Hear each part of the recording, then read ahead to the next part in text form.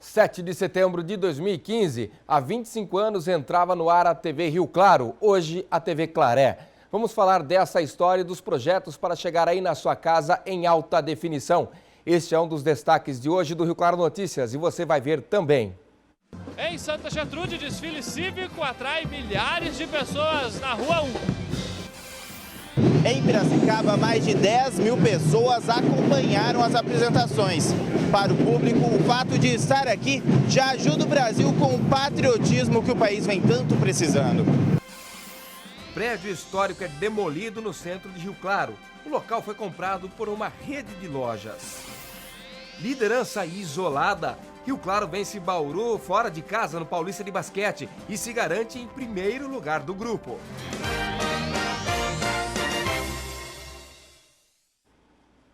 Olá!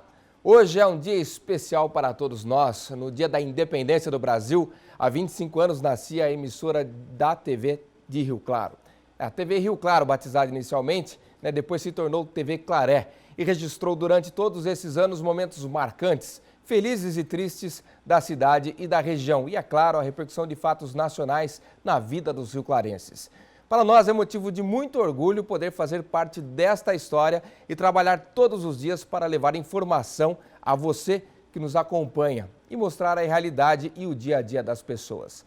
Ainda hoje no Rio Claro Notícias vamos trazer uma reportagem com depoimentos que falam desta missão e que muitos e muitos anos ainda temos aí pela frente.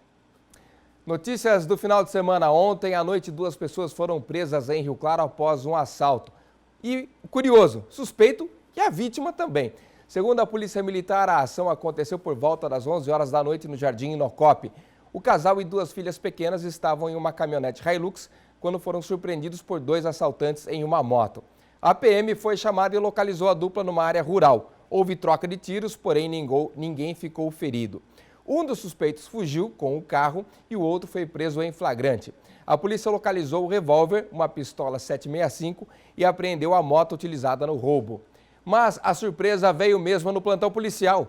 O dono da Hilux registrava a ocorrência quando foi constatado que ele era procurado pela justiça por roubo. A vítima teria informado ao delegado que já cumpriu a pena devida aí. Para ser liberado, o advogado então aí da vítima ficou de apresentar os documentos que comprovassem que a situação dele já estava regularizada e que ele já tinha quitado aí sua dívida com a justiça. Um motociclista de 25 anos ficou ferido após bater contra a traseira de um caminhão. O acidente aconteceu ontem na rodovia Fausto Santo Mauro, a SP-127. O motorista parou para prestar socorro. A vítima foi levada aí para a Santa Casa e liberada após receber atendimento.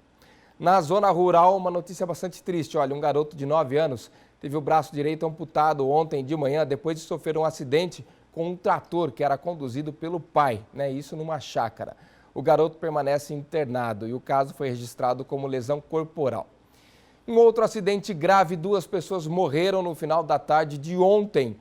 Um carro com placas de São Pedro, que era ocupado por 5 pessoas, e uma caminhonete com placas de Araras se envolveram numa batida. O fato aconteceu no quilômetro 174 da SP-191, que liga Rio Claro a Araras. A perícia vai apurar as causas do acidente. As 2 vítimas são 2 idosas, de 76 e 86 anos. Agora, o movimento nas rodovias já está aumentando. Muita gente quer evitar o pico, que deve ser aí no fim da tarde. Quem traz as informações para a gente é o repórter Rafael Pierobon. Aqui na rodovia Washington Luiz, o trânsito foi tranquilo durante toda a manhã, mas desde as 11 horas já começou a aumentar a intensidade do tráfego e nos 2 sentidos já há um grande movimento que deve se intensificar ao longo da tarde e culminar no início da noite. Por isso, a Polícia Militar Rodoviária já tem o efetivo aumentado a partir das 3 horas da tarde. Já no sistema Anhanguera Bandeirantes, na chegada e saída da capital, a concessionária Autoban informa que já passaram mais de 480 mil veículos desde sexta-feira. E a expectativa é de que até o final da noite passem cerca de 700 mil veículos no sistema Anhanguera Bandeirantes, que teve 50 acidentes com 32 feridos e nenhuma morte até agora durante este feriado. Para os caminhões que vão chegar e sair de São Paulo, a recomendação da concessionária é de que eles utilizem a rodovia Anhanguera a partir do quilômetro 48 para haver uma melhor distribuição do tráfego. Rafael Pierobon para o Rio Claro Notícias. O antigo prédio da Companhia Energética de São Paulo, a CESP, que ficava na Rua 4 com a esquina da Avenida 4, no centro, foi praticamente demolido. O trabalho começou ontem, domingo. Este vídeo foi feito por um morador de um edifício próximo ao local e mostra boa parte do trabalho das máquinas que derrubavam a estrutura. O prédio foi leiloado em novembro do ano passado e comprado pela empresa De Paz Empreendimentos para abrigar uma unidade da loja Têxtil Abril. A empresa que faz o trabalho afirma que o local não é tombado pelo CONDEFAT, o Conselho de Defesa do Patrimônio Histórico, Arqueológico, Artístico e Turístico. Hoje pela manhã as máquinas faziam a remoção do entulho. Do prédio original, por enquanto, restou apenas a fachada. Há tempos o local está desativado e já havia sido cogitada a ocupação pela Câmara de Vereadores e por departamentos públicos para evitar gastos com aluguéis pela cidade. Até que o imóvel foi mesmo a leilão.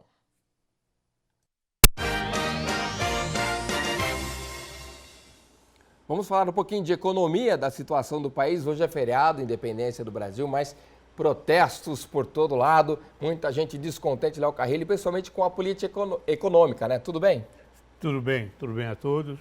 E aí, né? O pessoal está pegando bastante no pé do Levi, principalmente o lado empresarial, industrial, sobre as medidas que ele tem tomado ou até deixado de tomar. Procede isso, na tua opinião, Léo? Não procede. O empresário precisa acostumar que ele também não fez a lição de casa. Ou seja, não gastar. Dinheiro em caixa não significa disponibilidade. Eu preciso ver por que está sobrando dinheiro em caixa. Porque, num momento qualquer, vai faltar. Não existe outro remédio, a não ser a política praticamente que o Levi está adotando. É cortar, cortar, cortar. Por quê? Está tudo inchado, 10 ministérios, mas não sei o que lá. Tudo isso significa muita despesa. Gastou-se o que não tinha de dinheiro em caixa e hoje nós temos a dificuldade para poder pagar. Então, não tem outro remédio. Se alguém tiver, por favor, nos avise, que eu também estou procurando, mas por enquanto não. Agora, se fala muito, Léo, sobre a questão das medidas. O governo toma medida, toma decisão, mas não aplica. Por exemplo, o corte dos ministérios foi anunciada, mas não foi, parece que, colocado numa situação prática e numa situação que realmente surta algum efeito. Isso gera uma desconfiança por parte do investidor? Porque se o governo vai lá e toma atitude, gera impacto. Opa, né? Estão mexendo. Sem dúvida. Você tem toda a razão. Porque você veja só nesses últimos 12 meses, o governo ia fazer isso, ia fazer aquilo, depois volta atrás, não faz, causa praticamente um mal-estar, um desgaste muito grande, não só na política como na economia. E isso pesa praticamente da representatividade do país fora. Então, o que é que está acontecendo de fato? O Brasil vai praticamente rolando escada abaixo perante praticamente os economistas internacionais. Inclusive, o The Economist fez um anúncio ontem sobre a total situação do país. Então ele falou assim, o país está afundando e o governo praticamente não toma as medidas necessárias.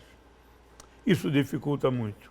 Ou seja, o que é e quando vai ser feito as medidas necessárias, entendeu? Para poder, como que diz assim, endireitar tudo isso. Maravilha. Vamos aguardar, quem sabe essa semana sai alguma notícia boa pra gente, Léo Carrilho. Sem dúvida. Muito obrigado pela participação. Bom restante de feriado para você aí. Para você também. Obrigado.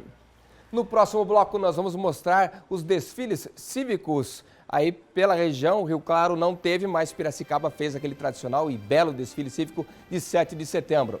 Já, já.